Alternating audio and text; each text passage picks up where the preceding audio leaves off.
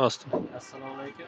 2025-yil 14-yanvar Qashqadaryo viloyati Nishon tuman Nuriston shaharchasi 2-tuman 501-uy Karim Shuhrat aka xonadoniga 5 kW quvvatdagi on-grid tizimli fotoelektr stansiyamizni o'rnatib montaj ishlarini to'liq yakunlab ishga tushirdik.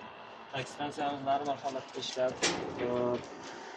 Hozir soatimiz уже 6 bo'lishiga qaramasdan 0.3 kW chiqaryapti. Ham ob-havomiz bulutli. Endi ertadan nasib bo'lsa shunday effektni bittada bilasiz.